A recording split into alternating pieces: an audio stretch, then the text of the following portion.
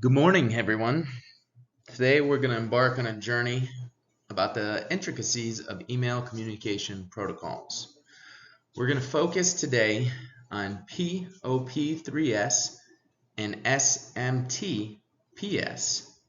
As we go through this digital landscape, we're going to familiarize ourselves with the configuration techniques. We're going to go into 3 hardening measures for each one. And we're going to ensure that our servers remain robust, secure, and hopefully learn a little bit of information that you can take back and help yourself. Thank you so much, and my name is Will Harmon. Let's go on our journey together. Starting with POP3S, or Post Office Protocol 3 Secure. It's what we're going to call the gold standard for retrieving email messages from a mail server. What sets it apart is its ability to securely retrieve these messages. It leverages encryption techniques, and it's a pivotal tool in ensuring email confidentiality and integrity. I'm sure we've all used this before, and this is going to be something that we're going to continuously focus on throughout. Now let's take the next step. Configuring POP3S, or like I said, Post Office Protocol 3 Secure, with Dovecot on Linux. Dovecot, a renowned IMAP and POP3 application for Linux, is our tool of choice for configuring POP3S. With its robust capabilities, Dovecot ensures seamless and secure email retrieval. Through simple commands and configuration tweaks, we can enable POP3S, bolstering our server's email security profile.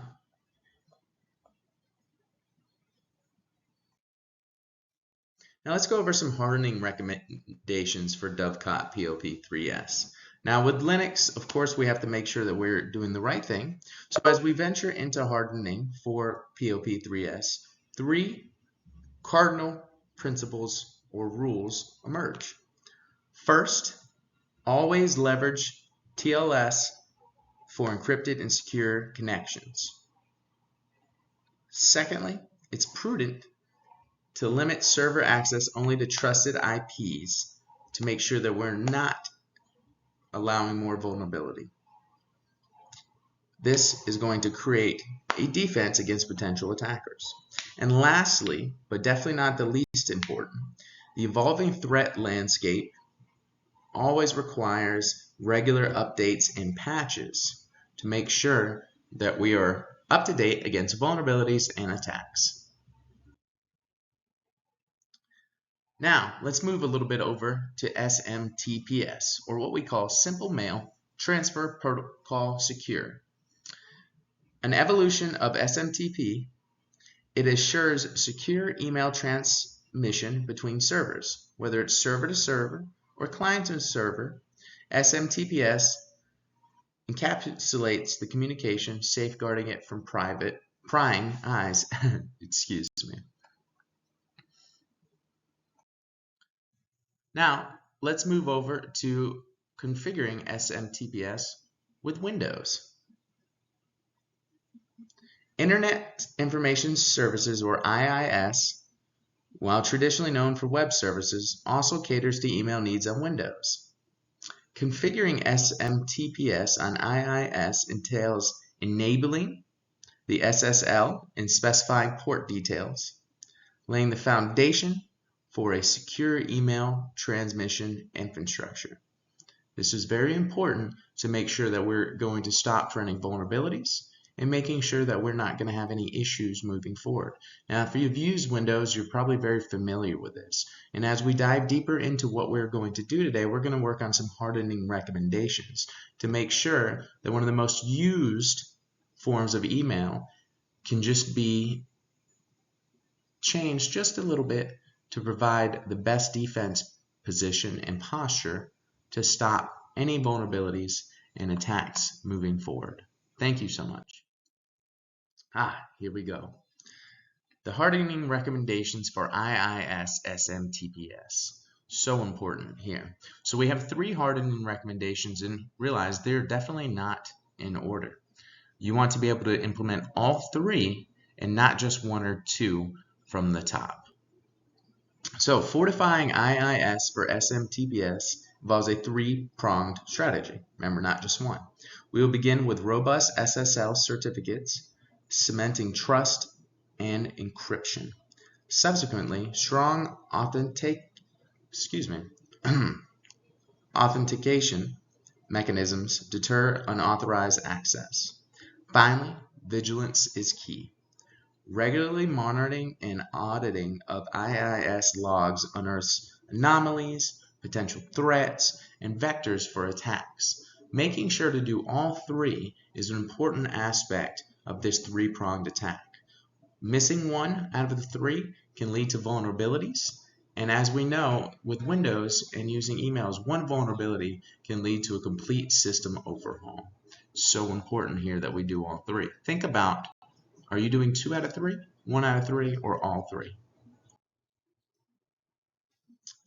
Here we go. Configuring SMTPS with postfix on Linux. Diving into the Linux domain, we have postfix, a celebrated mail transfer agent. When equipped with SMTPS, postfix ensures that every email is sent and it is wrapped up in a nice cocoon, if I can use an analogy, of security.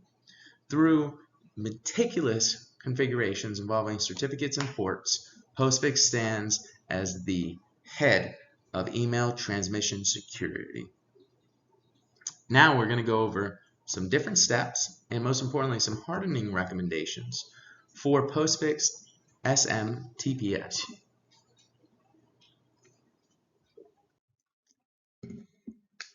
Now, as we spoke about with the hardening recommendations for others, this is a three-pronged attack. Doing 1, 2, and not 3 of these will allow for vulnerabilities and attacks that could stop your system and have massive problems. Anchoring postfix in a massive defense of security requires TLS encryption for every communication. This is mandatory, no exceptions involved. Additionally, restricting relay access ensures that only legitimate users and services can send emails, which is going to stop a lot of different attacks that we see on the regular basis. And as always, staying up to date and applying the latest patches and updates keeps vulnerabilities at bay. If you've seen and paid attention today, you've realized that updates and patches are going to be one of the most important hardening recommendations no matter what software we've used through my many different PowerPoints. These are what's going to stop many different opportunities for vulnerabilities and attacks. We've seen this in recent Apple and iOS situations, as well as Chrome, which are two of the most popular softwares used on the market today. So let's go to ZenMap and Nmap checks, and then finally we'll be able to answer any questions and then go straight into our references to where we got our information. Once our configurations are all set, it's imperative to validate them. Enter ZenMap and Nmap, which are our trusted port scanning allies. These are one of the best ways to scan and that you probably use in your school bases multiple times. Through these tools, we ascertain that our default ports are actively listening, validating our configuration efforts and ensuring that our servers are primed for secure emails.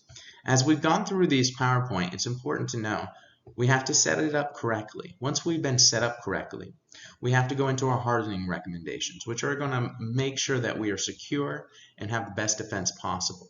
Once we've gone through those best defenses, best configurations, we need to make sure with ZenMap/Nmap that everything is up to date, ports are actively listening, and our configuration efforts are primed for a secure email. And this is what we call a complete defense method. Now, I want to go ahead towards the end of the presentation here. Here's a compilation of references that shaped our conversation. This is important to be able to get a multitude of information directly from the site. Dovecot, Microsoft IIS, Postfix, Nmap, and an overview of the SMT protocol all come from the official site besides LimeWire Tech. It's important to get official documentation to understand that this is up to date, as things definitely change, that this is coming directly from the source to make sure that there is no extras or third-party involvement.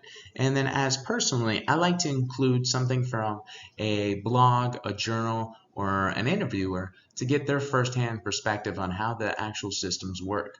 Because as we've learned in software configuration, it's important to follow the official documentation, but there is many different things that the official documentation doesn't necessarily have, including updates, bugs, things of that nature that we can be aware of to make sure. Thank you for everything that you've done and listening to this conversation, and I hope that you've had a wonderful day.